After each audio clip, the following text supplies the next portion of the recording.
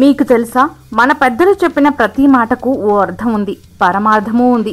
శాస్త్రం, ఆచారం, పద్ధతి ఇలా వీటిని చెప్పిన విధంగా ఫాలో అయితే ఏ వర్క్లో అయినా ఫెయిల్యూర్ ఉండదు.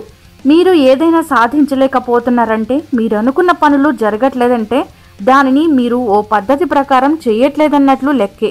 దానితో పాటు మీరు పాటించాల్సిన నియమాలు ఫాలో అవ్వలేదన్న మాటే. పుట్టిన బిడ్డకు నక్షత్రం, రాశి, టైం, డేట్ ఎలా ఖచ్చితంగా రాస్తామో అలాగే ఇంటిని కట్టేటప్పుడు కూడా ఖచ్చితంగా వాస్తు పాటించాలి. అవును, ఇది నిజం. ఏ దిక్కున ఏది ఉండాలో అలానే శాస్త్రపరంగా నిర్మించాలి. ఆఫీస్ అయినా, ఇల్లైనా, ఏదైనా సరే వాస్తు నియమాలు కంపల్సరీ.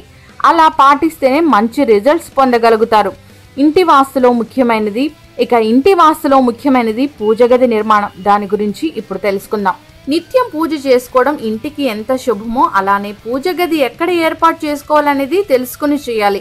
ఎందుకంటే పూజ గది ఉండకూడని ప్రదేశంలో ఉంటే ఇంట్లో అనేక అనర్థాలు జరగడానికి అవకాశం ఉంటుంది. ఇల్లు కట్టేటప్పుడు చాలా మంది మేస్త్రీలు చెప్పినట్టు లేకపోతే స్థలం ఎక్కడ అవకాశం ఉంటే అక్కడ కడతారు. ఎట్టి పరిస్థితుల్లో అలా చేయకూడదు. వాస్తు ప్రకారం చూస్తే దేవుళ్ళ విగ్రహాలను ఈశాన్యం, తూర్పు లేదా పడమర దిక్కున పెట్టుకోవాలి. విగ్రహాలను ఉత్తర దిక్కున అస్సలు పెట్టకూడదు. ఈశాన్యంలోనే పూజ గదిని కూడా ఏర్పాటు చేసుకోవాలని పురాణాలు చెబుతున్నాయి.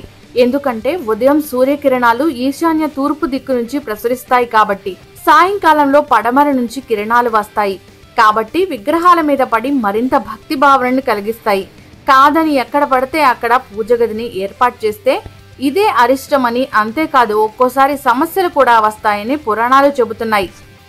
For more details, please subscribe Newsmark.